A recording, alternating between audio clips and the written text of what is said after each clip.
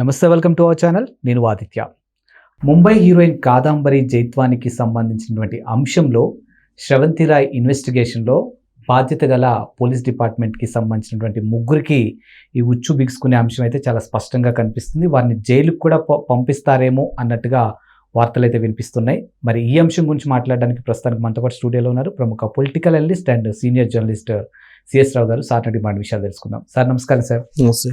Mumbai heroine Kadambari జైత్వానికి సంబంధించిన అంశంలో ఒక పోలీస్ డిపార్ట్మెంట్కి సంబంధించిన ముగ్గురిని ఇన్వెస్టిగేషన్ చేశారని ఇప్పుడు వారిని జైలుకు కూడా పంపించబోతున్నారంటే ఒక వార్త వినిపిస్తుంది.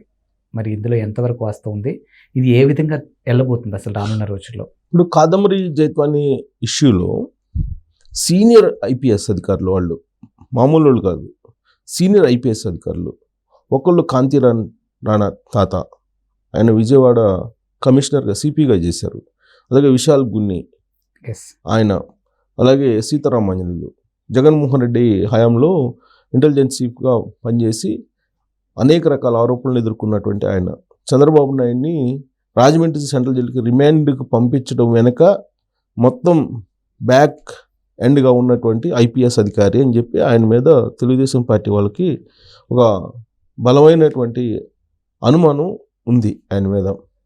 సరే, తొలి నుంచి కూడా జగన్మోహన్ రెడ్డి అధికారంలోకి వచ్చినప్పటి నుంచి కూడా వీళ్ళ ముగ్గురు వ్యవహారం బాగానే వివాదాస్పదంగానే ఉంది.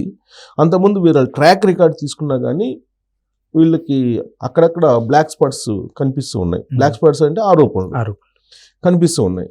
ప్రత్యేకించి పిఎస్ఆర్ ఆంజనేయుల గురించి చెప్పాలంటే కనుక ఆయన ఎస్పీ దగ్గర నుంచి, ఎస్పీగా పనిచేసే దగ్గర నుంచి ఎక్కడ ఎస్పీగా పనిచేసినప్పటికీ అక్కడ ఏదో ఒక రకమైనటువంటి ఆరోపణలు ఎదుర్కొన్నారు ఆయన.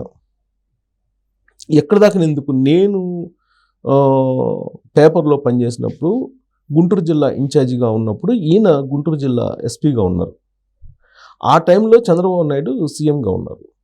సీఎంగా ఉన్నప్పుడు ఫ్యాక్షనిజాన్ని రూపుమాపాలి అనేటువంటిది ఒక పాలసీ పెట్టుకున్నారు చంద్రబాబు నాయుడు. నక్సలిజం, ఫ్యాక్షనిజం ఇవి ఉండకూడదు, లా అండ్ ఆర్డర్ కంట్రోల్లో ఉండాలి, ప్లస్ ఈ రౌడీయిజం ఇవన్నీ ఉండకూడదు అనేది అప్పట్లో ఆయన పెట్టుకున్నటువంటి పాలసీ. దాన్ని అప్పట్లో తీవ్రంగా ఉండేది. నక్సలిజం బాగా తీవ్రంగా ఉండేది, రౌడీయిజం కూడా తీవ్రంగా ఉండేది, ఫ్యాక్షనిజం కూడా తీవ్రంగా ఉండేది. అందుకే వాటిని రూపుమాపాలని చంద్రబాబు నాయుడు తీసుకున్నటువంటి ఒక నిర్ణయం ప్రభుత్వ పరంగా. ఆ నిర్ణయం ప్రకారం ఐపీఎస్లకి పూర్తిగా స్వేచ్ఛ ఇచ్చారు. ఆ స్వేచ్ఛని దుర్వినియోగపరిచారు సీతారామాంజనేయులు అనేది తెలుగుదేశం పార్టీలో అప్పట్లోనే ఆయన మీద ఉన్నటువంటి ఆరోపణ. అప్పట్లో ఈ ఫ్యాక్షనిజం రూపుమాపేటువంటి క్రమంలో బ్రహ్మారెడ్డి అని తెలుగుదేశం పార్టీ పల్నాడు అతన్ని తీసుకొచ్చి డార్మెట్లో పెట్టి ఆయన కౌన్సిలింగ్ చేశారు అనేది ఒకటి. అలాగే ఆ టైంలోనే తెలుగుదేశం పార్టీ యువ అధ్యక్షుడిగా ఉండేవాళ్ళు గుంటూరు జిల్లా, పేరు సంథింగ్, ఆయన్ని డార్మెంటరీలో పెట్టి మ్యాన్ హ్యాండ్లింగ్ చేస్తే ఆయనకి కాలు ఫ్రాక్చర్ అయింది. ఫ్రాక్చర్ అయ్యి ఆ రోజు పేపర్లో కూడా వచ్చింది అప్పట్లో. అంటే ఈయన 3rd డిగ్రీ ప్రయోగించడంలో సీతారామాంజనేయులు అప్పటి నుంచి ఇతను వివాదంలో ఉన్నారు. దాంతోపాటు మహిళలకు సంబంధించినటువంటి ఇష్యూలో కూడా కర్నూలులో ఎస్పీగా పనిచేసినప్పుడు కూడా అక్కడ ఆల్రెడీ ఈ మహిళలకు సంబంధించినటువంటి ఇష్యూస్లో ఒక మహిళ కంప్లైంట్ కూడా చేసి ఆయన గురించి మీడియాకు కూడా ఎక్కారు. ఆ తర్వాత విజయవాడ సిపిగా కూడా చేశారు పిఎస్ఆర్ ఆంజనేయులు. అప్పుడు కూడా విజయవాడలో ఒక మహిళ డాక్టర్ ఆయన మీద కంప్లైంట్లు చేయడం జరిగింది, ఆరోపణలు చేయడం జరిగింది. అది ఆయనది బ్రీఫ్గా మనం చూచాయిగా కొంచెం బ్రీఫ్గా ఆయన కెరీర్లో ఆయన ట్రాక్ రికార్డ్ ఏంటంటే అది. ఆ తర్వాత ఆయన జగన్మోహన్ రెడ్డి అధికారంలోకి వచ్చిన తర్వాత ఆయన ఏం చేశాడు ఇవన్నీ మనం చూస్తున్నాం. తర్వాత కాంతిరాణా తాత, ఈయన సీనియర్ ఐపీఎస్, ఈయన కూడా విజయవాడ కమిషనర్గా చేశాడు. ఈయన కూడా వివాదాస్పదమైనటువంటి ఐపీఎస్ అధికారి. తెలుగుదేశం పార్టీ వాళ్ళని, తెలుగుదేశం పార్టీ లీడర్లని టార్గెట్గా చేసుకొని ఇతను తనకున్నటువంటి సివిల్ పవర్స్ని, సివిల్ సర్వెంట్కి ఉండేటువంటి పవర్స్ని ఉపయోగించి వ్యవహరించాడు అనేది ఆయన మీద ఉన్నటువంటి ఆరోపణ. ప్లస్ ఆయన అప్పట్లో తెలుగుదేశం పార్టీ చేస్తున్నటువంటిదే తప్పు అని చెప్పి ఐపీఎస్ సంఘాలు అని ఒకటి పెట్టుకొని ఐపీఎస్ సంఘానికి అసలు ఆ సంఘంలో ఉండేటువంటి వాళ్ళతో ఎవరితో ప్రమేయం లేకుండా ఈయన సెక్రటరీగా ఒక లెటరు రిలీజ్ చేశాడు. ఎందుకు పోలీసులు ఇప్పుడు జగన్మోహన్ రెడ్డి మీద గులకరాయి దాడి జరిగింది ఈయన విజయవాడ సిపిగా ఉన్నప్పుడు. ఆ గులకరాయి దాడికి సంబంధించి పోలీసులు వ్యవహరించినటువంటి తీరును ప్రశ్నిస్తూ తెలుగుదేశం పార్టీ వాళ్ళు ఆరోపణలు చేశారు కొన్ని. దానికి పోలీసుల వైఫల్యం, ఓవర్ యాక్షన్ అనేది తెలుగుదేశం పార్టీ వాళ్ళు చేసింది.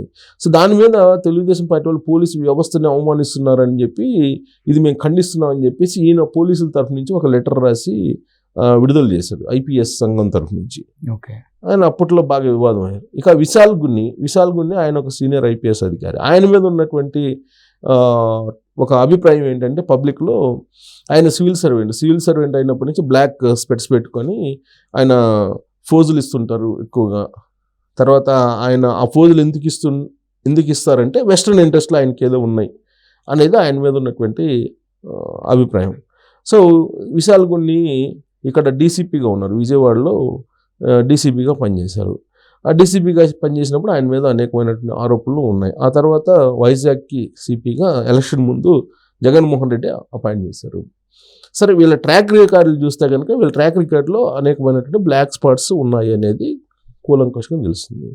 ఇప్పుడు తాజాగా కాదంబరి జైత్వానికి సంబంధించినటువంటి ఇష్యూలో వీళ్ళు లేనటువంటి కేసుని క్రియేట్ చేసి దాన్ని ఎఫ్ఐఆర్ చేసి ఈ సిఆర్పిసికి సంబంధించినటువంటి మార్గదర్శకాలు ఏవైతే ఉన్నాయో వీటిని ధిక్కరిస్తూ వ్యవహరించారు అనేది వాళ్ళ మీద ఇప్పుడు వచ్చినటువంటి ఆరోపణ.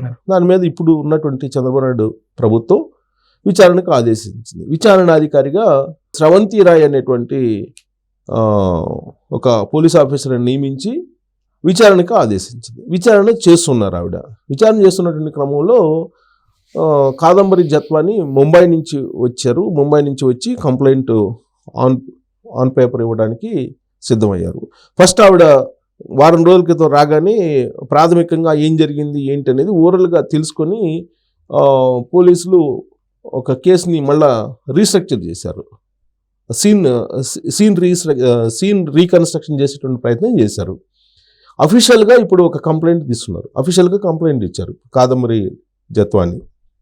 ఆవిడ ఫ్యామిలీ బ్యాక్గ్రౌండ్ తీసుకున్నా, ఆవిడ ఎడ్యుకేషన్ బ్యాక్గ్రౌండ్ తీసుకున్నా చాలా ఉన్నతంగా ఉంది ఆవిడది. ఆవిడ మీద కంప్లైంట్స్ ఏంటి వాళ్ళు చేస్తుంది, వైఎస్ఆర్ కాంగ్రెస్ పార్టీ వాళ్ళు చేస్తుంది ఏంటంటే ఆవిడ హానీ ట్రాప్ చేస్తూ ఉంటుంది. ఆవిడ హానీ ట్రాప్ చేసే క్రమంలోనే ఇవన్నీ చేశారు అనేది వాళ్ళు చెప్తున్నటువంటి ఒక అభిప్రాయం లేదా ఆరోపణ. కానీ అక్కడ వాస్తవంగా పరిస్థితులను చూసిన తర్వాత ఆవిడ దగ్గర కంప్లైంట్ తీసుకొని ఇప్పుడు ఎఫ్ఐఆర్ కట్టబోతున్నారు. ఇప్పుడు ఆవిడ కంప్లైంట్ ఇచ్చారు. ఎప్పుడు బుధవారం రోజు అఫీషియల్గా కంప్లైంట్ ఇచ్చారు ఏం జరిగింది అని. ఈ పోలీసు ఉన్నత అధికారులు ఐపీఎస్లు ఏం చేశారు, ఇలా ఇబ్బంది పెట్టారు. బాంబే నుంచి ఆమె ఫ్యామిలీ మెంబర్స్ని తీసుకొచ్చి ఇక్కడ జైల్లో పెట్టి రిమాండ్కి పంపించి ఆ రిమాండ్ నుంచి మళ్ళీ బెయిల్ మీద తీసుకొచ్చి మళ్ళీ గెస్ట్ హౌస్లో పెట్టి అనఫిషియల్గా ఏ విధంగా టార్చర్ పెట్టారు అనేటువంటిది మొత్తం క్రానలాజికల్గా మొత్తం ఆవిడ కంప్లైంట్ రూపంలో పెట్టారు. ఇచ్చి ఇప్పుడు పోలీస్ విచారణాధికారిగా ఉన్నటువంటి స్రవంతి రాయ్కి ఇచ్చారు. సో ఇచ్చారు కాబట్టి ఎఫ్ఐఆర్ కడతారు. ఎఫ్ఐఆర్ కట్టిన తర్వాత ఖచ్చితంగా ఐపీఎస్ అధికారులను పిలిచి విచారిస్తారు. విచారించిన తర్వాత ఏం చేస్తారు, కోర్టులో సబ్మిట్ చేస్తారు, కోర్టులో ప్రవేశపెడతారు. కోర్టులో ప్రవేశపెడితే ఏం చేస్తారు, ఇమీడియట్గా జడ్జిలు రిమాండ్కి పంపిస్తారు, జైలుకి పంపించేటువంటి అవకాశం ఉంది. అంతే కదా, వెరీ సింపుల్గా. సో కుక్కల విద్యాసాగర్ రావుకి ఏంటి వీళ్ళకి మధ్య డీలింగ్, అసలు కుక్కల విద్యాసాగర్ రావు ఎవరు అని అంటే దాని మీద ఇన్వెస్టిగేషన్ చేశారు. 17 కేసులు ఉన్నాయి ఆయన మీద. అతను ఒక రౌడీ షీటర్గా ఉండేవాళ్ళు అని చెప్పి చెప్తున్నారు. అసలు కుక్కల విద్యాసాగర్ రావుకి కాదంబరి జైత్వానికి ఏం సంబంధం, అసలు కుక్కల విద్యాసాగర్ రావు ఎందుకు కాదంబరి జైత్వాని మీద ఇక్కడ కేసు పెట్టారు. ఆ ఫైల్ కంప్లైంట్ చేసిన వెంటనే ఎఫ్ఐఆర్ చేసి ఇమీడియట్గా బాంబే వెళ్ళి బాంబేలో ఎందుకు ట్రాన్సిట్ పర్మిషన్ తీసుకొని ఆయన బాంబే నుంచి తీసుకొచ్చి స్పెషల్ ఫ్లైట్లో వెళ్ళి బాంబే నుంచి తీసుకొచ్చి ఇంత చేయాల్సిన అవసరం వచ్చింది. ఇవన్నీ కూడా హిడెన్ ఎజెండా ఉంది. ఈ హిడెన్ ఎజెండాని బయటికి తీసుకొచ్చేటువంటి ప్రయత్నం ఇప్పుడు పోలీస్ ఆఫీసర్గా ఉన్నట్టు విచారణాధికారిగా ఉన్నట్టు స్రవంతి రాయ్ చేస్తూ ఉన్నారు. దానికి తగిన విధంగా ఇప్పుడు అఫీషియల్గా కంప్లైంట్ కాదంబరి జైత్వాని ఇచ్చారు. కాబట్టి ఈ 3 సింహాలు ఏదైతే ఉన్నాయో ఈ 3 సింహాలకి బోను తప్పదు అనిపిస్తుంది జరుగుతున్నటువంటి పరిణామాలను బట్టి చూస్తూ ఉంటే. వీళ్ళు ఏమనుకున్నారంటే ఇప్పుడు వరదలు వచ్చినాయి, దీంట్లో బిజీగా ఉన్నారు ప్రభుత్వం, ఇదేం పెద్ద కేసే ఉంది వీగిపోద్దులు అన్నట్టుగా ఉన్నారు. కానీ చట్టం తన పని తాను చేసుకోబోతుంది అనటానికి ఇప్పుడు తాజాగా ఈ కేసు అప్డేట్ని కనుక గమనిస్తే అర్థమవుతుంది. త్వరలోనే ఈ 3 సింహాలని బోన్లోకి పెట్టేటువంటి అవకాశాలు లేకపోలేదని చెప్పి ఈ విచారణను బట్టి మనకు అర్థమవుతుంది, విచారణ ప్రక్రియను బట్టి అర్థమవుతుంది. Thank you sir. Thank you.